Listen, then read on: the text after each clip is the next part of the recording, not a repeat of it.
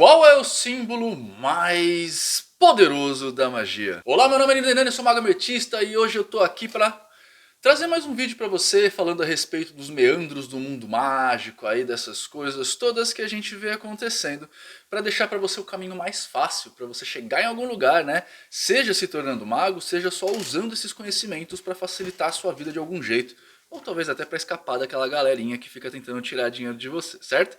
De qualquer forma, o assunto de hoje é um assunto muito importante e a gente já tem falado repetidas vezes a respeito dele de alguma forma, né? Quais são os símbolos mais usados na magia, o significado dos símbolos da magia. E hoje a gente vem trazer essa questão aqui, qual o símbolo mais poderoso da magia. E sim, existe um. Para aqueles que estão mais antenados e viram este vídeo aqui, deve estar pensando esse momento que... Poxa, Nino, você falou já há algum tempo atrás que o símbolo tem o significado que o mago dá para ele, né? E, principalmente, que o símbolo tem o poder que o mago investe a ele.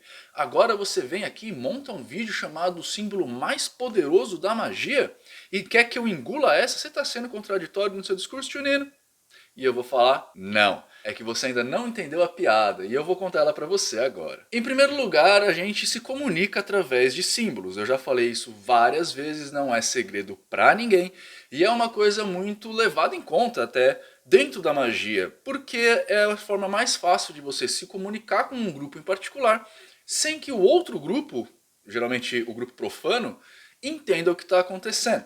Isso quer dizer basicamente que a Aurum Solis vai usar todo um cabedal simbólico que é própria dela, diferentemente da Algon, que vai usar um outro cabedal simbólico que talvez sejam até os mesmos símbolos, mas cujos significados são diferentes e são transmitidos de mestre para discípulo. Essa forma de transferência de conhecimento de mestre a discípulo, em geral nós costumamos chamar de tradição.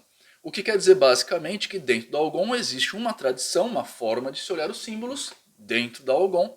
E na Aurum Solis existe outra. Na Aurum Solis eles vão usar o hexagrama, por exemplo, de uma certa forma.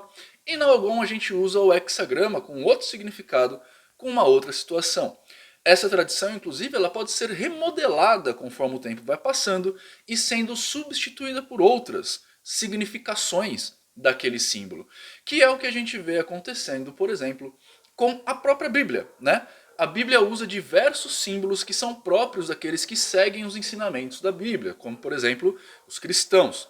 Entretanto, a própria palavra cristianismo já foi remodelada desde o princípio até agora, ganhando novos contornos, novos significados. E como o cristianismo, o símbolo, é uma coisa que sai do ambiente sagrado da igreja e vai para o ambiente profano, cada um acabou dando um significado diferente para aquele símbolo que fez com que ele se perdesse. Só quem sabe direitinho o que está sendo dito quando se usa a palavra cristão é a própria igreja. A gente pode pegar isso com um símbolo um pouco mais legal dentro da igreja também, que é o crucifixo invertido, né? A cruz de ponta cabeça. A cruz de ponta cabeça para os cristãos dentro do cristianismo, dentro lá do cristão apostólico romano, né, tem o significado do...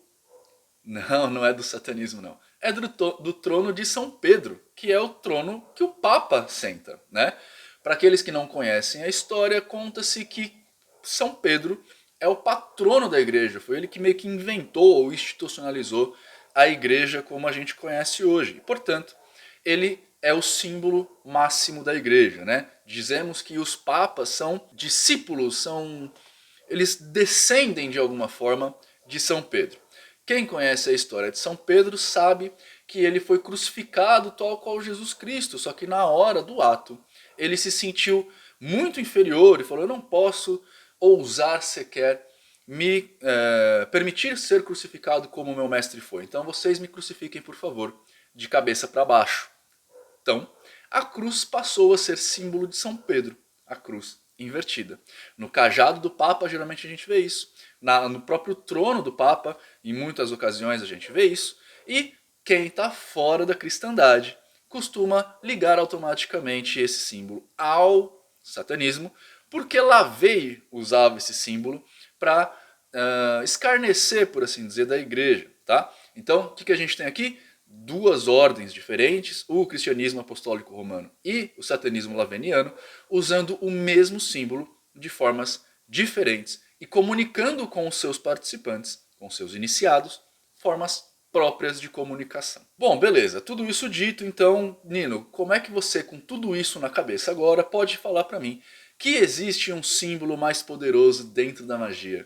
E eu vou te dizer porque você ainda não reparou no que está acontecendo de verdade dentro deste seu caminho de aprendizado. Para você aprender direitinho tudo isso que eu estou falando, você pode entrar lá no curso Teoria da Magia, beleza? Porque lá a gente vai ter um estudo bem concatenado, incluindo a respeito dos símbolos. E a gente vai dar todos esses pareceres e também esmiuçar um pouquinho dos símbolos mais famosos, como não só a cruz, como também o tetragramaton, o hexagrama, a estrela de 7 pontas, os pentáculos, enfim. A gente vai pegar vários símbolos famosos aí e dar certas significações para você só ter em mente e levar para o seu aprendizado aí profano, tá? Você conversar no Facebook.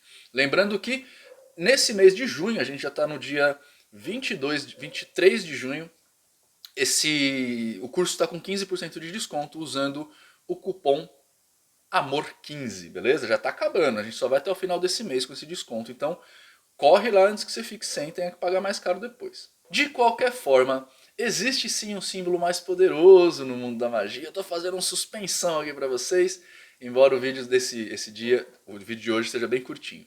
O símbolo mais poderoso da magia é o mago.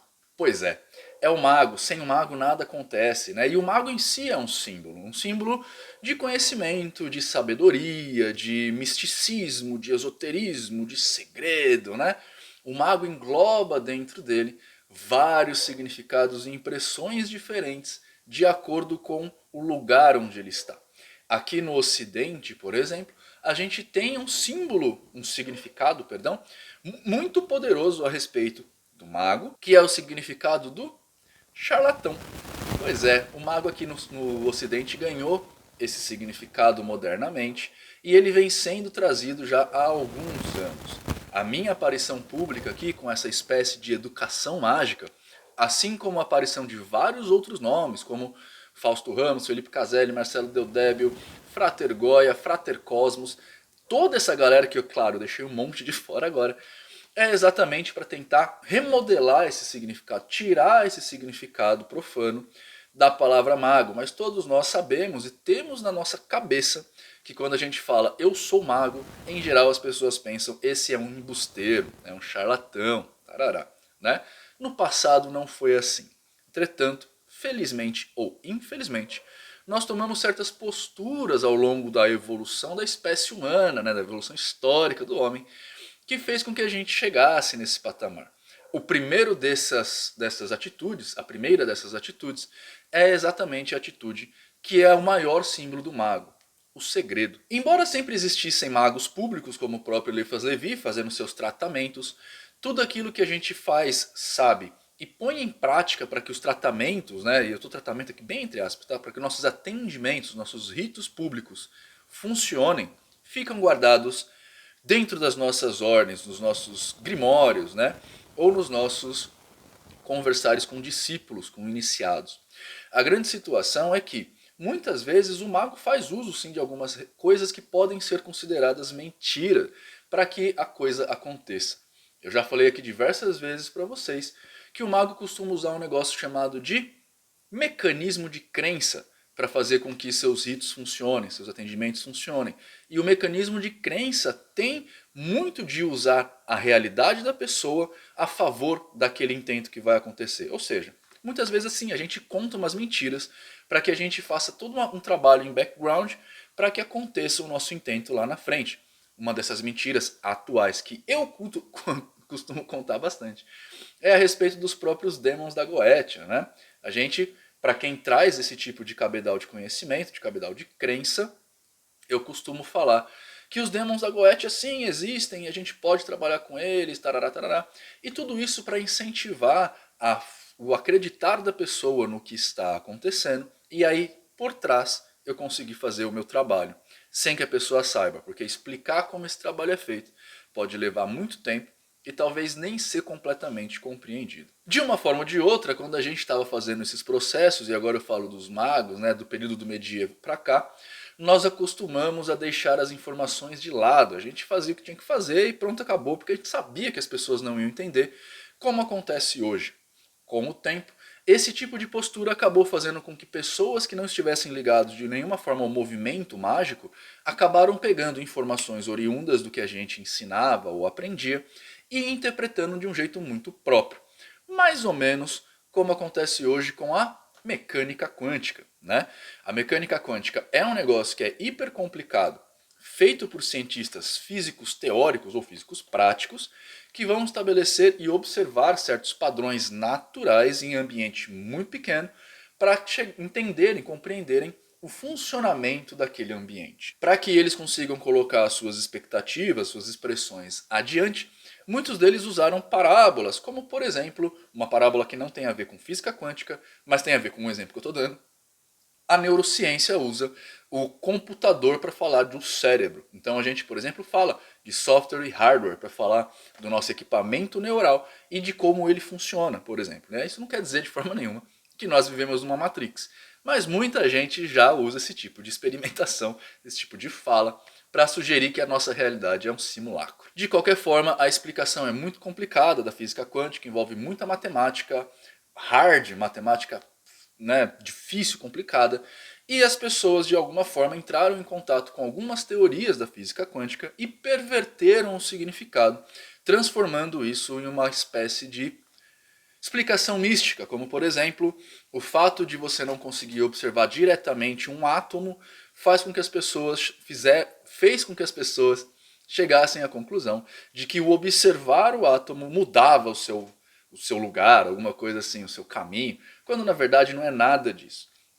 Quando a gente observa um átomo, existe sim uma mudança, porque você precisa da interação com um fóton. E o fóton, o momento do fóton é muito parecido com o momento do átomo, e na hora que você lança o fóton para pegar essa resposta, ele que nem uma bolinha de ping-pong. Isso quer dizer que a gente mudou porque a gente pensou nisso ou porque a gente olhou ele. Só quer dizer que para a gente observá-lo precisa de uma interação. Só isso. E com a magia foi assim por muito tempo. Só que a gente deixou isso de lado porque não interessava muito pra gente desmentir e a gente realmente estava cagando para esse tipo de coisa.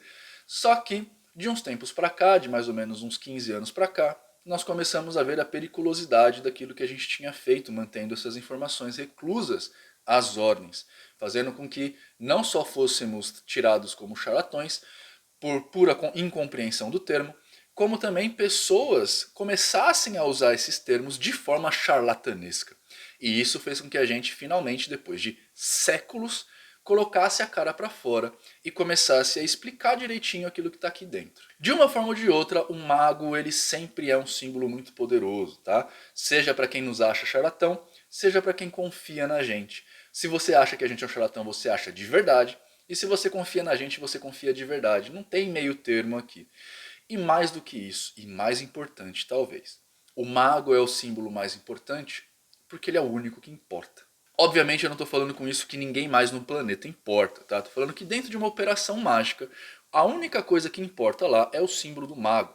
O mago, quando dentro do círculo, ali no meio do rito, é ele que vai ser o centro das atenções, é ele que vai ser o ponto convergente dos mecanismos de fé de quem está ali, é ele que vai ser o ordenador, é ele que vai ser o deus do círculo, como geralmente a gente fala, né? É ele quem comanda, é ele quem põe a cara a tapa e que faz as coisas acontecerem.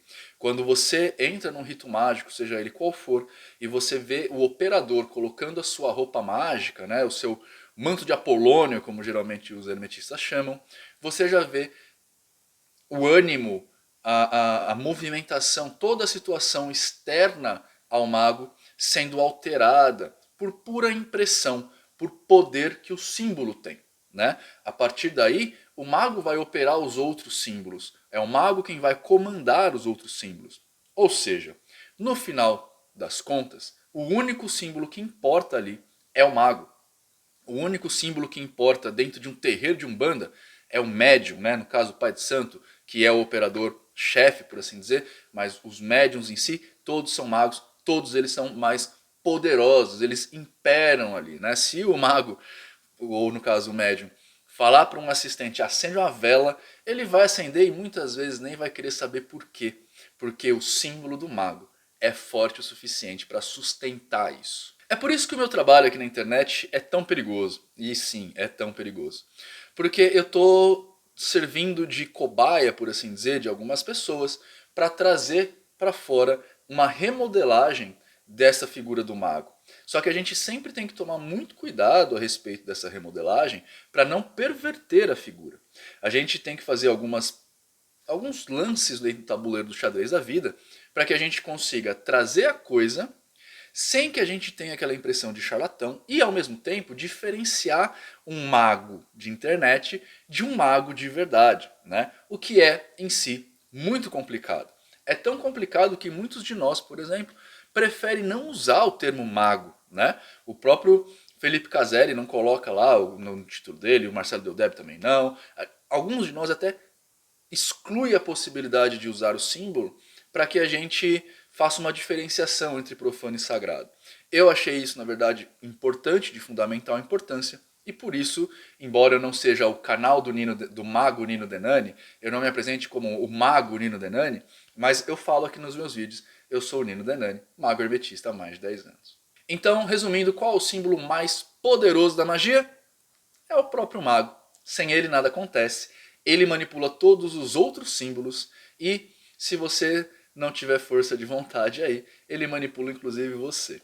Porque inclusive isso é parte da magia. Beleza? É isso. Bom, como sempre, se você gostou pra caramba do que a gente está fazendo aqui, se inscreve no canal, clique em joinha, divulga o vídeo aí pelas redes sociais, por favor, pra você, aliás, me ajudar com esse processo de desmistificar este símbolo tão poderoso que é o símbolo do mago. Divulga aí pra galera entender que existem magos e magos, né? Símbolos e símbolos. Se você gostou muito do que a gente faz, considere aí se tornar um demonino, hashtag demonino oficial, e fazer parte da família que mais cresce no Brasil, se tornando um membro aqui do canal. É só clicar aqui no botãozinho, seja membro, beleza? A partir de R$ 2,99 você já começa a fazer parte do nosso grupo, tendo grupo de WhatsApp exclusivo, chateação no Discord. A gente tem lá o Discord pra gente bater papo, inclusive às segundas-feiras tem papo, e nas quintas-feiras em geral eu jogo convidado do quadro Bora Falar de Magia lá no grupo dos Demoninos pra bater papo. Tem gente que fica pra sempre, tá? Você vai ter um montão de vantagens. E se você quer descortinar mais essas coisas aí na sua vida, aprender mais a respeito do mundo mágico e também, quem sabe, se tornar um mago lá na frente, teoriadamagia.com.br, com 15% de desconto esse mês com o cupom AMOR15, beleza? Então, agora sim. Espero que vocês tenham uma ótima vida, sejam pessoas melhores que vocês foram até agora.